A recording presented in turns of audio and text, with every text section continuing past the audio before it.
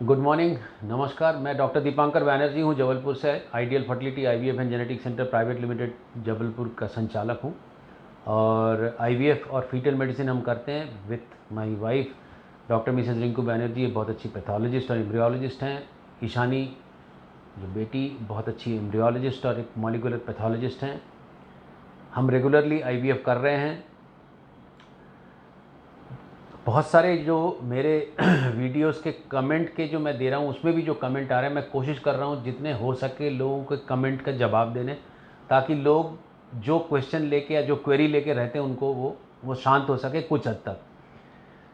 बहुत सारे पेशेंट अपने रिपोर्ट्स भेज देते हैं। वो रिपोर्ट्स व्हाट्सएप में भेजने से मैं सबको नहीं देख पाता हूँ। आपको देवेंद्र जी से टेली कंसल्टेशन फिक्स करना पड़ेगा, तब मैं जाके, क्योंकि पेशेंट के बीच में हर रिपोर्ट देखना पॉसिबल नहीं होता।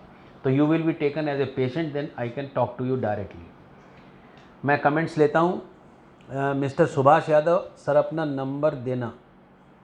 नंबर 741 ऊपर लिखा हुआ है, 2 नंबर 741555333। मोनिका पांचाल ने क्वेश्चंस में ही डाला है, sir I am suffering from muscle dystrophy DMD which is a genetic disorder. I am not able to conceive from last 7 years. What to do?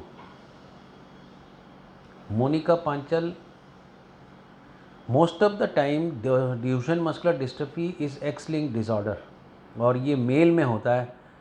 तो यदि आप मेल पार्टनर हैं और आप कंसेप्शन के लेवल तक पहुँचे हैं तो आपको दिखाने आना चाहिए, या फिर आप अपने पेपर्स भेजिए, then I can talk to you by a consultation. Ekta Chauhan, sir क्या AMH 1.92 में नेचुरल प्रेगनेंसी हो सकती है? बिल्कुल हो सकती है, पर यदि नहीं हो रही है तो आपको कारण खोजना चाहिए। जगदीश पटेल, सर मैंने 2 बार IVF किया है, रिजल्ट नेगेटिव आया था और हमारे क्वालिटी वाला काम जो नहीं होता है, जहाँ से ये जो आप अपना दे रहे हैं, ये वाले का जवाब देना थोड़ा मुश्किल होता है। किसी दूसरे के काम पे टिप्पणी करना अच्छी बात नहीं है। और आप यदि हमसे मिलना चाहते हैं तो आप अपने पुराने पेपर्स लेके मिल सकते हैं, बट यूट्यूब में किसी दूसरे आप अपने गायनिक से पूछिए या फर्टिलिटी स्पेशलिस्ट से पूछिए, वो आपको जवाब देंगे, वो ज़्यादा बेहतर जवाब होगा।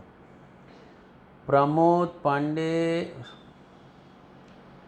सर मैं बिहार का रहने वाला हूँ, अभी गुड़गांव NCR में रहता हूँ, मेरे अंदर कीटाणु नील है, सर मेरा क्या करूँ? कृपया मेरा मार्गदर्शन करें। आपसे मिलना चाहता हूँ लेकिन लॉकडाउन के कारण नहीं निकल सकता। This is a very common problem Pramod ji at present. और जब भी आपका लॉकडाउन ख़त्म हो तब आप आइए और पेपर्स लेके आइए। There are lot of things, lot of opportunities in nil sperm also, और मैं ज़रूर आपको देखूँगा। All tube network, sir my husband sperm motility is 10% and sperm count is 18 million. Sir can you tell me treatment is possible? Even 18 million is okay and you repeat, आप semen analysis कराइए, और यदि आपको detail चाहिए और बात करना हो तो you can send the reports and through teleconsultation we can talk. Sandeep Kumar, sir मेरी पत्नी का आपके हॉस्पिटल में हिस्टोस्कोपी में एंडोमेट्रियम लाइन चिपकी हुई थी, प्रिपेयर के लिए दवाई शुरू नहीं हुई, लेकिन इस समय लॉकडाउन लग के हम नहीं जा पाए, इलाज के लिए कैसे करें? अदर स्टेट से बिलोंग करते अभियान, प्राइमरी ओवेरियन फेलियर है, उम्र 26 वर्ष है, दवाई लेने पर ही MCA है, कृपया मार्गदर्शन करें। संदीप कुमार, थोड़ा वेट कर लीजिए, लॉकडाउन खुले फिर आप ज़रूर आइए मेरे पास में, मैं जानता हूँ और ज़रूर ट्रीटमेंट दूंगा। अन्नू कश्यप, सर मेरा AMH 8.63 इतना है, फिर भी मेरा IVF फेल हो गया है। There are lot of things, IVF fail होने के बहुत सारे कारण होते हैं, और 8.63 आपका AMH थोड़ा ज़्यादा की तरफ है, और IVF फेल यदि हुआ है तो आपको रिपीट IVF करना चाहिए, या तो फिर आप IVF कराने आ सकते हैं, क्योंकि आपका फ्रोज़न एम्ब्रियो ट्रांसफ़र करना ज़्यादा बेहतर होगा। दास भुल्लर, सर हर बार बच्ची की हार्ट बीट नहीं आती, यदि हार्ट बीट नहीं आती है तो जेनेटिक टेस्ट या फिर आपको इम्यूनोलॉजिकल टेस्ट वगैरह कराना पड़ेगा। पेपर भेज सकते हैं, देख के फिर मैं बात कर सकता हूँ। मेरा sperm count 60%, okay. Chanchu Kewat, sir please बताओ IVF का टोटल कॉस्ट कितना है? सर डोनर एग की प्रोसेस की कितनी कॉस्ट? सर मुझे बताओ सर प्लीज़। आप देवेंद्र जी को फ़ोन करके पूछ सकते हैं कितना कॉस्ट है। अच्छा, जो IVF का बेसिक कॉस्ट है उसके अलावा भी बहुत सारे इम्प्रूवमेंट करने के लिए भी मैंने बहुत सारी सर्विसेज चालू करी हैं, उनका डिटेल भी देवेंद्र जी आपको बता देंगे।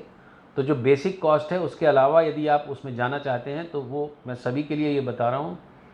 IVF का जो बेसिक कॉस्ट है वह 1,05,000। उसके अलावा यदि आप रिकॉम्बिनेंट FSH से कराना चाहते हैं या फिर आप बहुत सारे सर्विसेज में स्टार्ट किया हूँ जिससे कि IVF में रिज़ल्ट अच्छे होने की उम्मीद बढ़ती है, वो आप कैसे करा सकते हैं देवेंद्र जी से पूछ सकते हैं।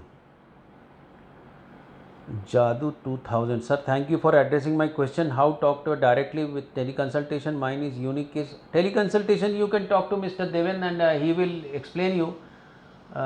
It is very simple. So better you should ask him and get guided by him. Thank you very much for patient listening.